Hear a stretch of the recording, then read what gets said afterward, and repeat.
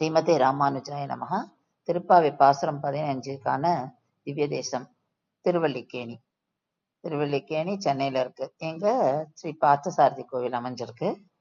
இந்த திருக்கோவில்ல ஸ்ரீ பார்த்தசாரதிக்கு சன்னதி, அதை தவிர ஸ்ரீ வேதவழி தாயார், ஸ்ரீ வரதர், ஸ்ரீ தெல்லியசிங்கர், ஸ்ரீ ஆண்டாள், ஸ்ரீ ரங்கநாதர், ஸ்ரீராமர் இவ எல்லாருமே தனித்தனி சன்னதியில எழுதியிருக்கா. அதை தவிர ஆழ்வார்களும் ஆச்சாரியர்களும் எழுதியிருக்கா.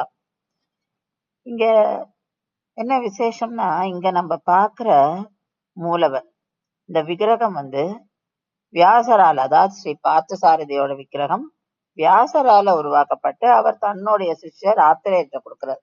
அவர் இங்க பிரதிஷ்டை பண்றார். அதாவது இது ஒரு காலத்துல பிருந்தாரண்யம்னு அழைக்கப்பட்டது. இந்த இடத்துல ஆத்திரேயர் வரார், தவம் இருக்கார், இங்க அந்த விக்கிரகத்தை பிரதிஷ்டை பண்ணியிருக்கார்.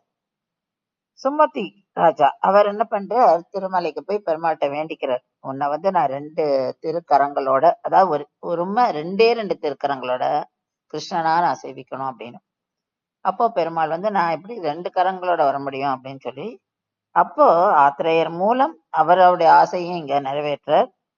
அவரும் இங்க தவம் ராஜாவும் இங்க தவம் பண்றார். அப்ப ராஜாக்கு தான் நினைச்ச மாதிரி இங்க ஆத்திரேயர் பிரதிஷ்டை பண்ணதை சேவிக்கிறார். அதனால்தான் இவருக்கு ஸ்ரீ பார்த்தசாரதி வெங்கட கிருஷ்ணன்ற திருநாமம். நம்ம மூலவர் சன்னதியில ஸ்ரீ பார்த்தசாரதி பெருமாளை அவருடைய குடும்பத்தோட நம்ம பார்க்கிறோம். அதாவது ருக்மணி தாயாரை சேவிக்கிறோம். இவர்களோட ஸ்ரீ பலராமன், சாத்தகி, இவர்களுடைய திருக்குமாரர் பிரத்யும்னன், பேரன் அனிருத்தன் எல்லாருமே நின்ன கோலத்துல சேவை சாதிக்கிறார். திருமங்கை ஆழ்வார், திருமேஷி ஆழ்வார், பேழாழ்வார் மங்களாசாசனம் பண்ண திவ்ய தேசம் இது. ஸ்ரீமதே ராமானுஜாய நமஹ.